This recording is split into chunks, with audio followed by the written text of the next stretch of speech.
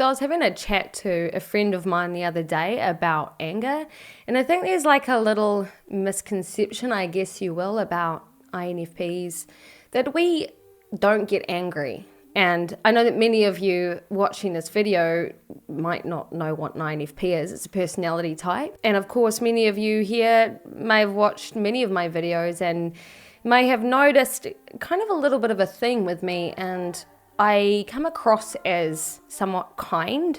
I come across as somewhat reserved and wholesome, I guess, in my demeanor. I tell you guys, that's a little bit of a front. It is, it really is. I notice with children, like they're always so well behaved for their grandparents, right? Or when they go to kindergarten or when they're in the care of other people, they're generally pretty well behaved. But when they go into the care of their parents, and especially the primary caregiver, they tend to let it all go. They let that intense energy out. They might throw a tantrum or they might misbehave in some ways. And that is because they feel really safe. They feel safe enough to express their very intense feelings around the people who they know or have very big feelings in the presence of their primary caregiver if that secure attachment has taken place. And I'm a little bit the same. When I am around my family, they get to see everything. They get to see me stress the F out, and that's a real understatement. And you guys don't see that because, I mean,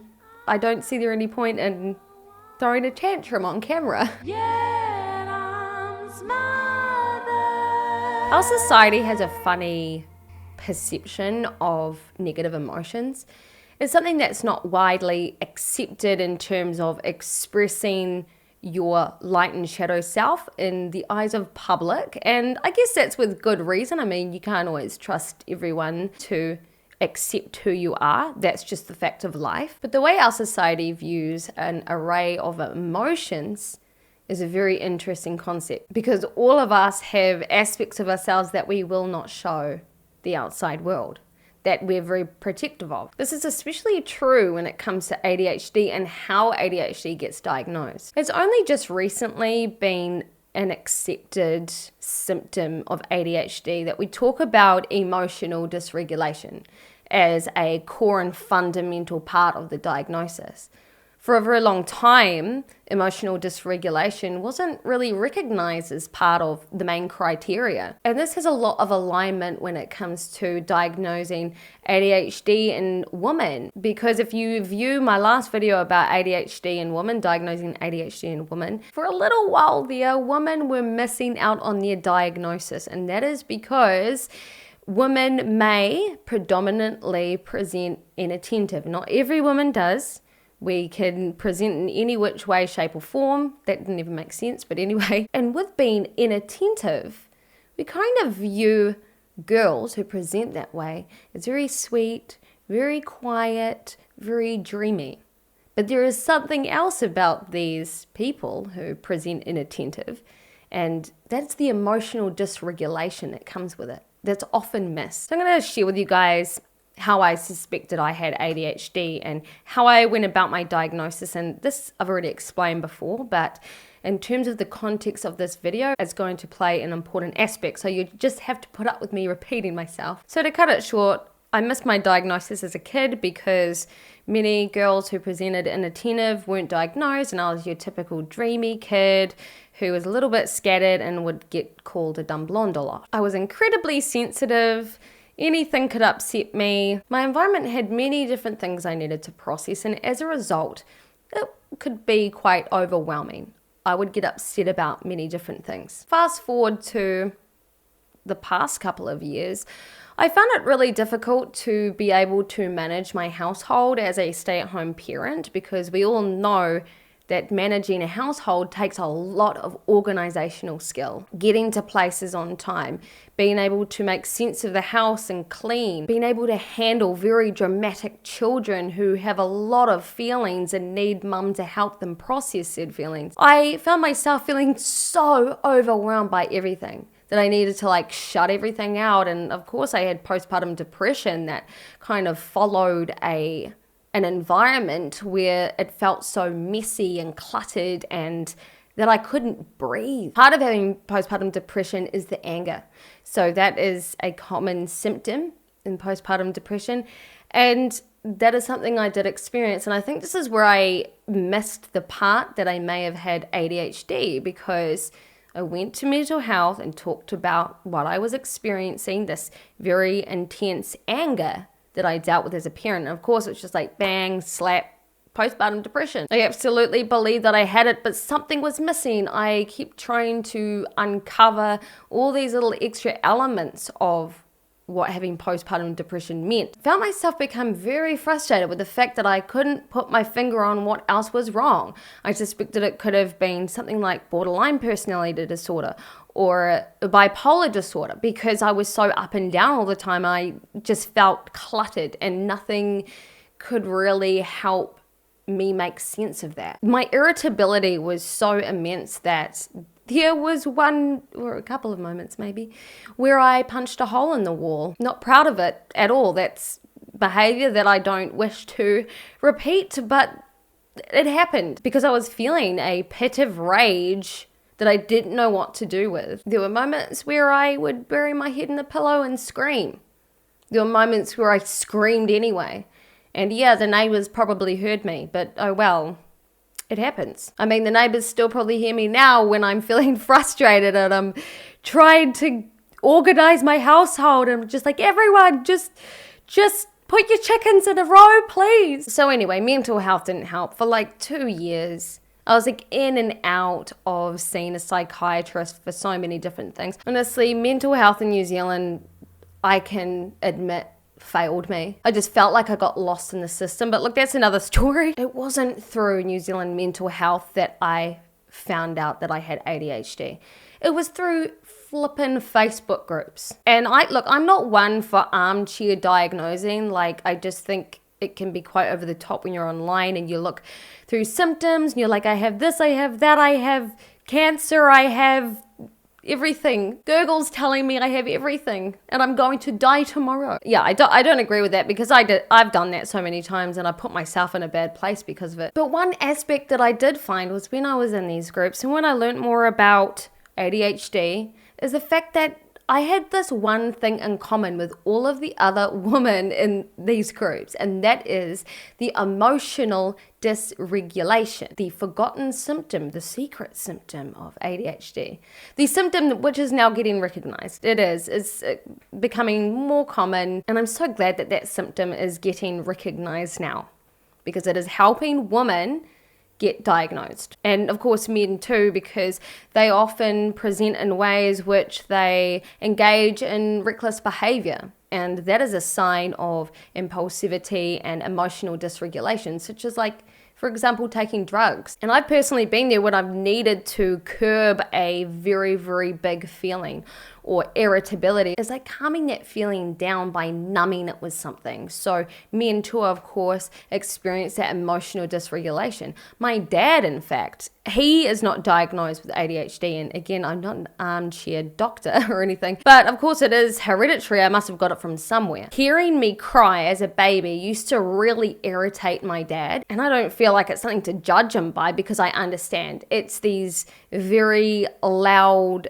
aspects in the environment, or these very big things that happen in the environment that can kind of set you off. You react to it in a way and you just can't really help reacting to it, because it's just like ping, and then all of a sudden your rage meter just goes right up. Like, I don't really know how else to explain it. My dad was great in so many other ways. He had his thing about him that made him dad. My dad is an engineer. He's incredibly intelligent. He has his special little passions that he'll just talk about forever, like the things that he hyper focuses on. He will, for like hours and hours, talk to me about mechanics. And I'm just like, I have no idea what you're talking about. He is really political. He has his political ideas, and then when you try and debate him on them, like I don't debate him on them, but my brother does. My brother will say how frustrated he would get with my dad, because my dad is very, very stubborn and he can get very, very upset when he gets challenged. In the culture of being an artist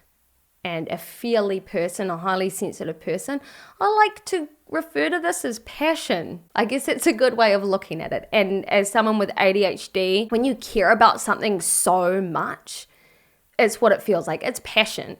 When you feel like you want to make a difference in something and your whole body wants to move in that direction, that's passion. But that can also look like emotional dysregulation. When it interferes in your life, when it interferes in your relationships, when it interferes with your daily functioning to the point where that's all you can kind of focus on, that's emotional dysregulation, and that's a part of having ADHD. It's a very, very crippling part of it. It is, in fact, a part of ADHD that affects me the most and why I am in therapy. Everything else about ADHD can be managed through medication, and not everyone takes to medication well, but many people do. But medication such as Ritalin doesn't help the emotional dysregulation. That is something that really needs to require a lot of self-reflection and therapy and mindfulness, and what I like to say, whatever works for you. So anyway, when I went to go and get my diagnosis and I was going through this questionnaire of like the different symptoms of ADHD, if I could relate to them, just from my memory, I honestly can't remember 100%, but it was like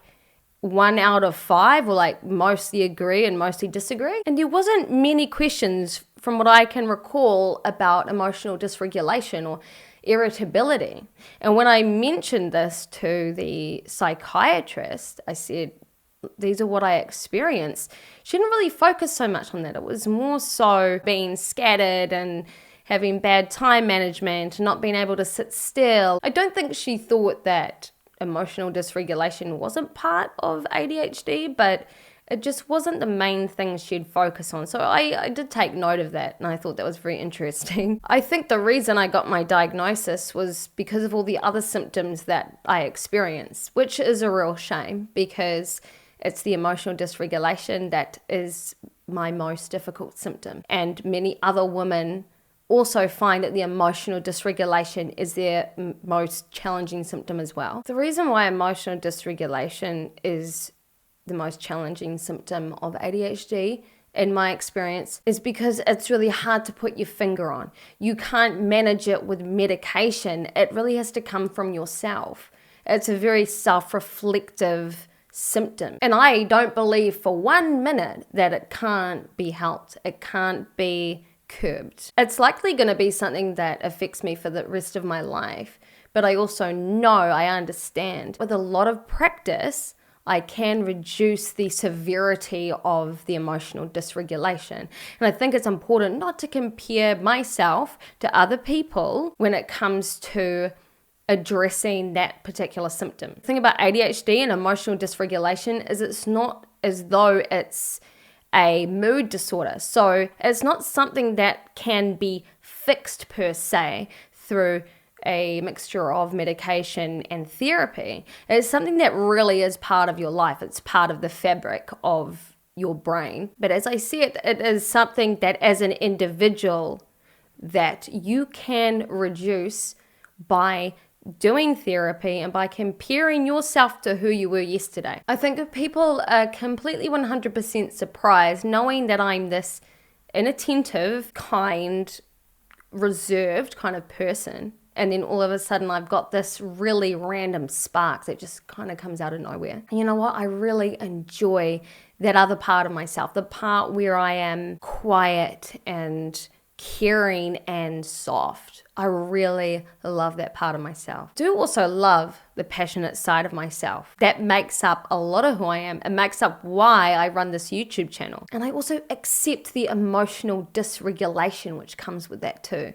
On the other side of it, the shadow side of it. I think there is this issue in the ADHD community where people can sometimes seem really against the practice of mindfulness. And I do get it because we often do compare ourselves to neurotypical people. And at many times, people do believe that by talking about mindfulness and practicing mindfulness, that it's can become quite an ableist situation. But my issue with that particular thing is that there is no responsibility for how we manage our symptoms then. The only way to really live a meaningful life is to take responsibility for our symptoms because no one else will. While I 100% agree with the fact that we should disable certain stigmas and talk more about what we deal with as neurodiverse individuals, I also do believe that the best way for us to go forward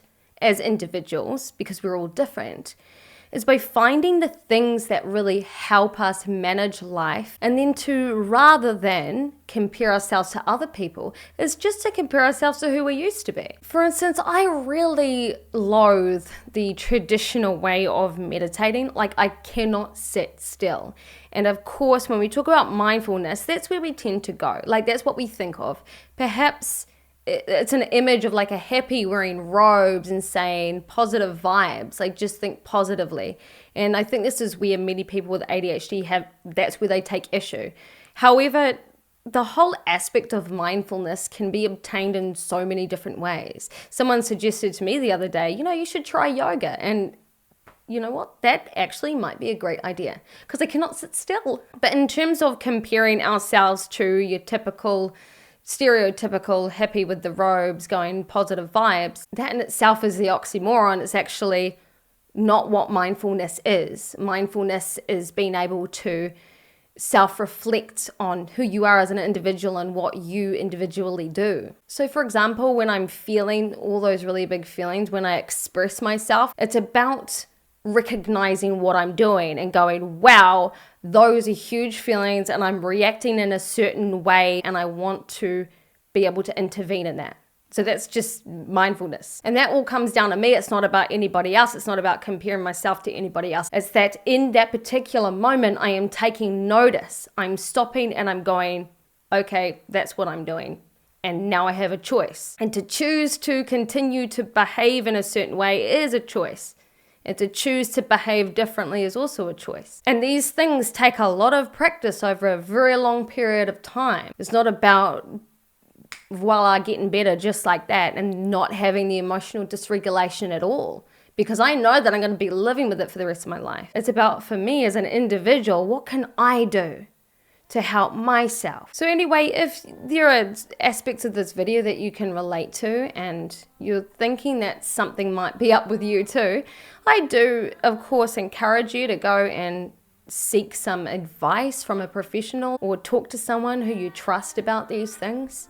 I know that many of you have actually gotten your diagnosis by watching this channel, which is awesome. This whole thing was ignited by one of my subscribers saying to me that I could have ADHD because I'm presenting certain symptoms. So, and that's actually where I started thinking, perhaps I should check this out. So anyway, you guys, I hope you have a good day, night, morning, evening, wherever you are. And I'll see you guys all again for the next video. Bye.